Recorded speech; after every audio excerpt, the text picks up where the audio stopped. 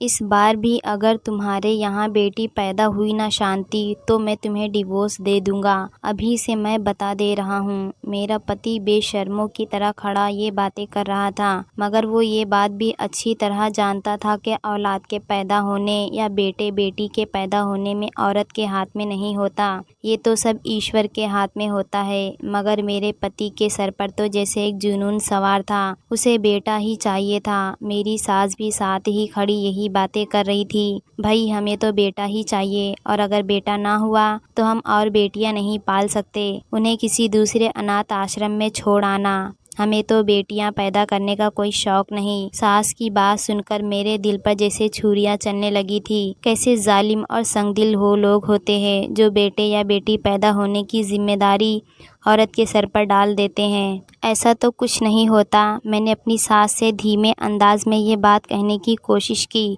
तो वो और मुझ पर भड़क गई। कहने लगी, बच्ची मत बनो, हमें बेटा ही चाहिए।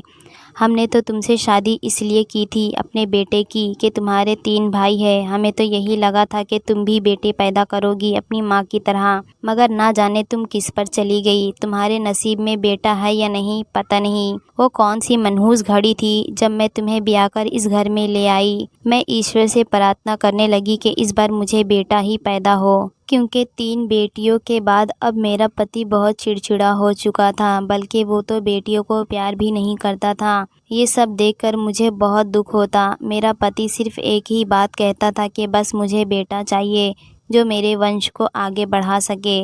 मैं उन दिनों बहुत परेशान थी। परेशानी में कैसे 7-8 महीने गुजर गए मुझे पता ही नहीं चला। यहाँ तक कि मेरे बच्चे के दुनिया में आने का वक्त आ गया। मेरे दिल में एक घबराहट थी जो मुझे कुछ और करने नहीं दे रही थी। बस मैं ये सोच रही थी कि मेरा बेटा होगा या बेटी। तभी मैंने सोचा क्यों ना जाकर डॉक्टर से बात करूं कि ऐसा कोई तरीका जिससे बच्चे की लिंक बदल सके, ताकि मेरा पति मुझे डिवोर्स ना दे। मैंने उस वक्त अपनी सास से भी नहीं पूछा और नैना के साथ अस्पताल चली गई।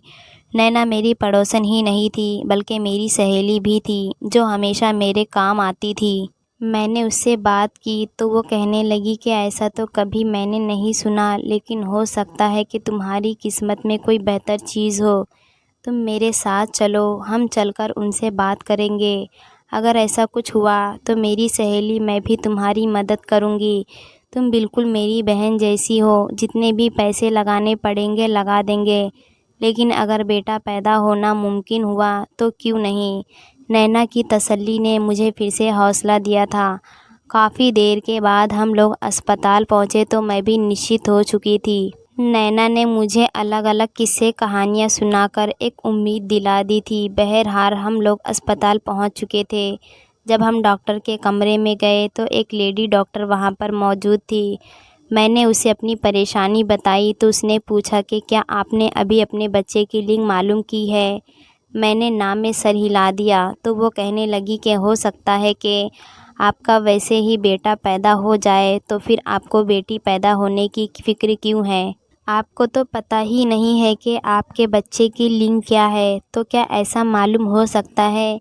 जी बिल्कुल हो सकता है, इसलिए मैं आपका पहले अल्ट्रासाउंड करूंगी, फिर पता चल जाएगा कि आपको बच्चा होगा या बच्ची होगी। मैं बहुत खुश हो गई थी। मेरे दिल में एक उम्मीद भी थी और ये डर भी ख़त्म हो गया कि अगर बेटी भी पैदा हुई तो मुझे वक्त से पहले इस बात के बारे में पता चल जाएगा और ये बात मैं अपने पति को भी बता दूंगी।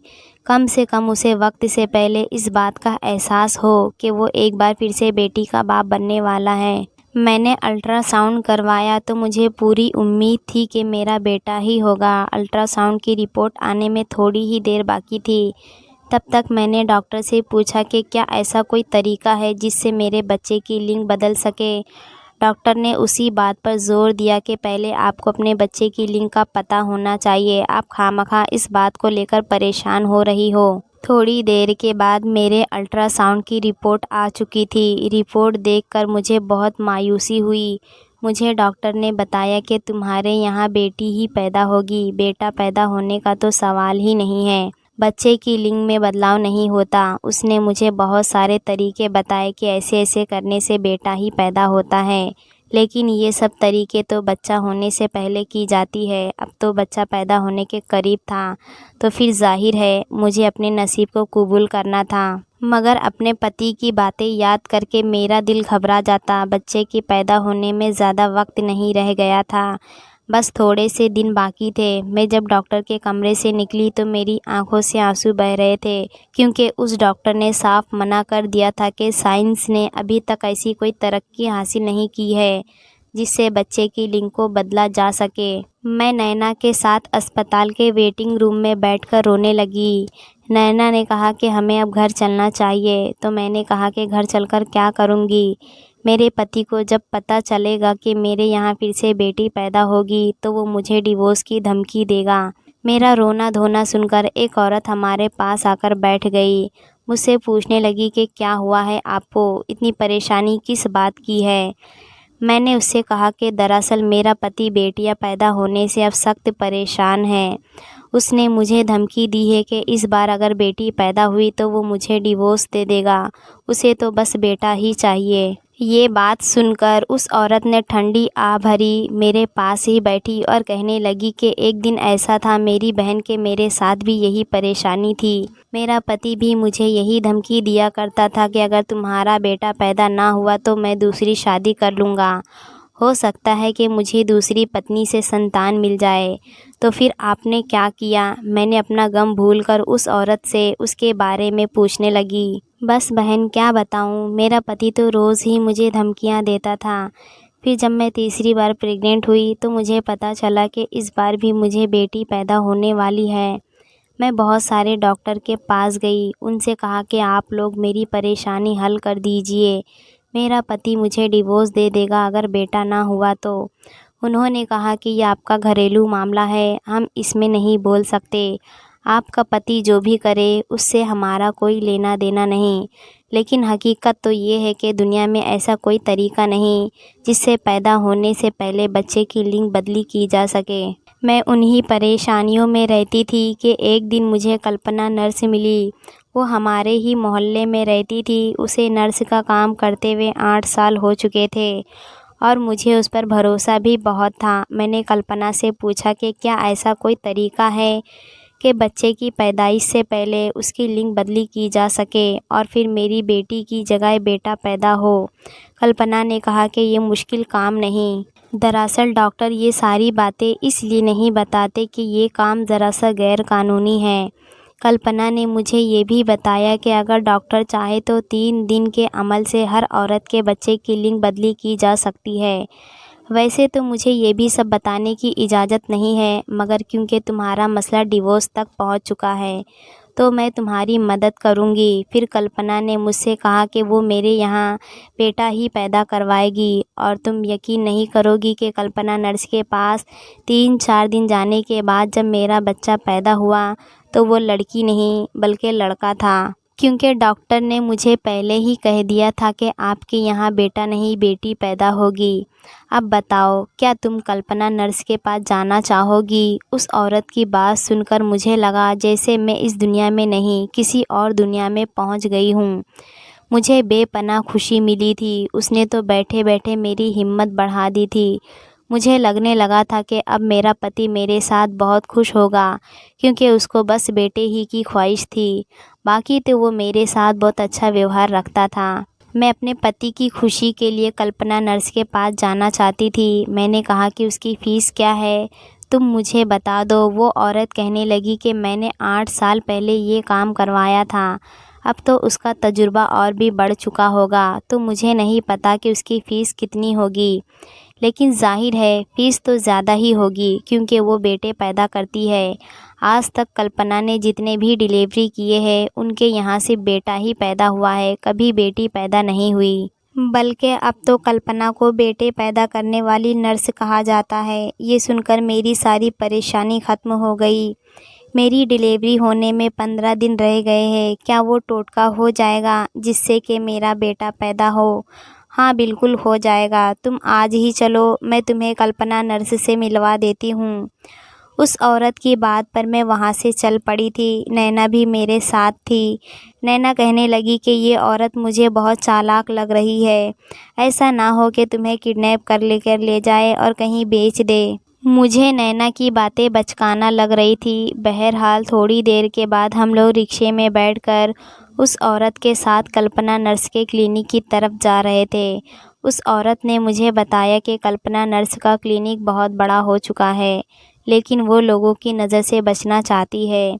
इसलिए उसने अपने बारे में ज़्यादा लोगों को नहीं बताया है, ताकि लोगों को पता ना चले कि कल्पना नर्स क्या काम करती है, क्योंकि तुम तो अच्छी तरह से जानती हो कि बच्चे की लिंग बदली करवाना गैर कानूनी है। इसी वजह से कल्पना ये काम नहीं कर पाती है। बस जानने वालों के ज़रिए ही उसके पास ऐसे केस आते हैं और वो कर देती है।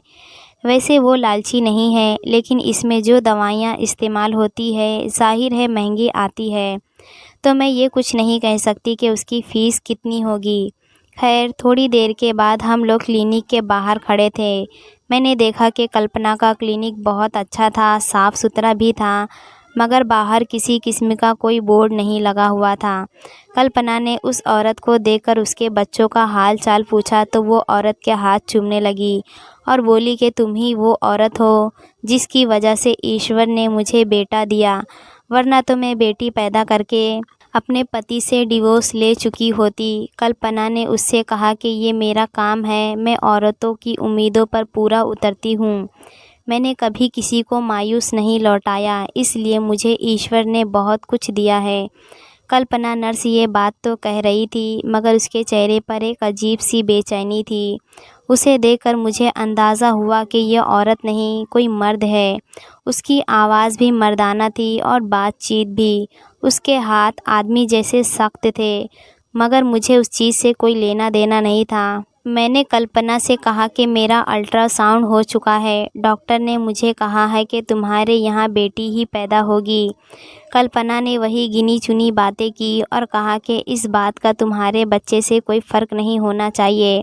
तुम्हारे यहाँ बेटा ही पैदा मैं करवाऊँगी और अब तुम अपने पति को पहले ही जाकर खुशखबरी सुना दो कि तुम एक बेटा पैदा करने वाली हो। यकीनन वो खुशी से पागल हो जाएगा। मैं कल्पना की बातें सुनकर निश्चित हो गई। नैना कहने लगी कि अगर ये औरत बड़े भरोसे से बात कर रही है तो वाकई में शायद उसके पास कोई दवा होगी।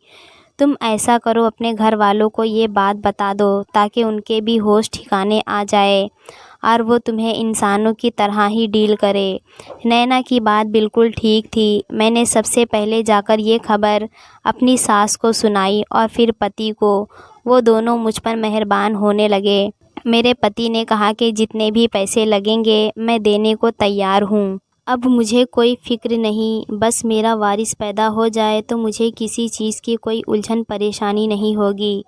अपने पति को खुश देखकर मैं भी बहुत खुश हो गई थी। बस अब मुझे कल्पना नर्स के पास जाना था और वो टोटका करवाना था, जिससे कि मेरे यहाँ बेटा पैदा हो जाए। अगले ही दिन मंगल का दिन था। मैं कल्पना के पास पहुँच गई। कल्पना के यहाँ बहुत सारी औरतें पहले से बैठी हुई थी, मगर कल्पना मेरे पास आ गई और पूछने लगी कि क्या तुम रात को यहाँ रुक सकती हो। मैंने कहा कि जी बिल्कुल, मैं 7 बजे तक रुक सकती हूँ, लेकिन इस टोटके के लिए मुझे और क्या चाहिए होगा। उसने कहा कि कुछ नहीं, बस तुम ये पानी पी लो, इससे तुम्हें नींद आ जाएगी और फिर जब तुम्हारी आँख खुलेगी तो तुम्हारा टोटका पूरा हो चुका होगा। बाकी तुम जो भी खाना खाना चाहो घर जाकर खा सकती हो, बस यहाँ जब तक हो तब तक तुम्हें वो जूस ही पीना पड़ेगा। कल्पना की बात सुनकर मेरे दिल से बहुत बड़ा बोझ उतर गया था। यानी मुझे कोई ख़ास चीज़ नहीं करनी थी, बस वो जूस पीकर सो जाना था। लेकिन फिर मैं सोचने लगी कि सिर्फ जूस पीने से क्या होगा, कहीं कल्पना मुझे कोई धोखा तो नहीं दे रही है। उस वक्त मेरे दिल में बहुत सारे ख़यालात आ रहे थे, मगर मैं चुप रही।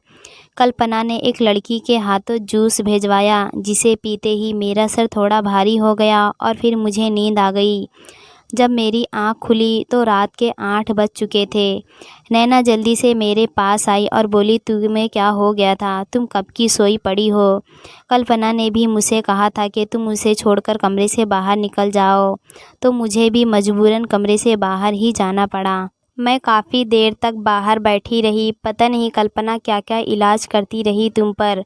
अब चलो घर चलते हैं, और हाँ, कल्पना से पैसों की बात ज़रूर कर लेना।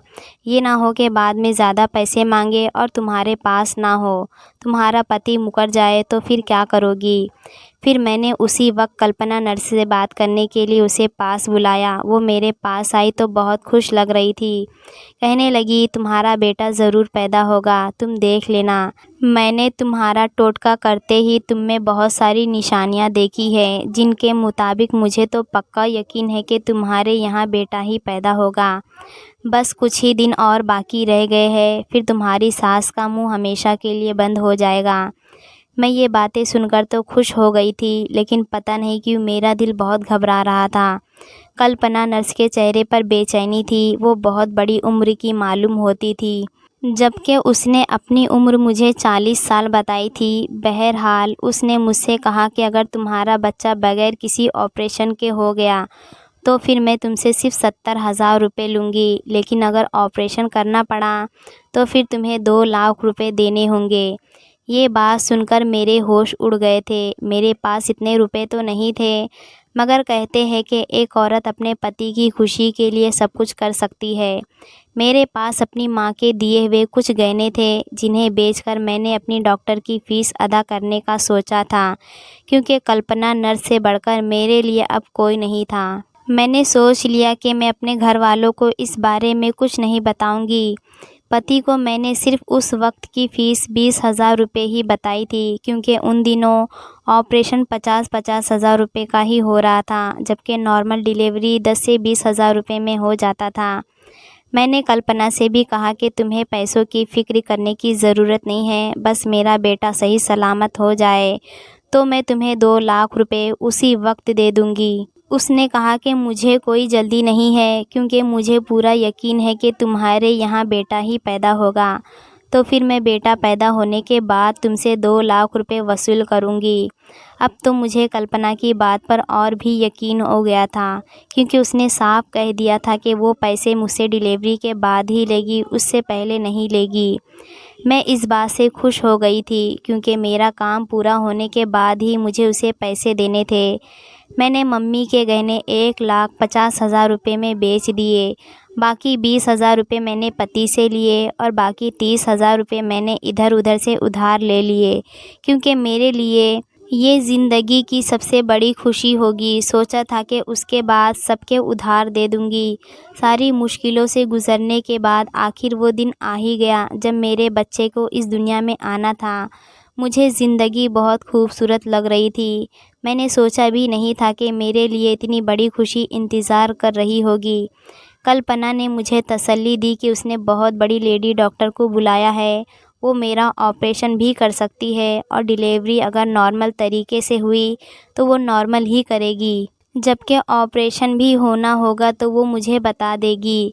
3 घंटे की बेहोशी के बाद जब मेरी आँख खुली तो मुझे अपनी आँखों पर यकीन नहीं आ रहा था।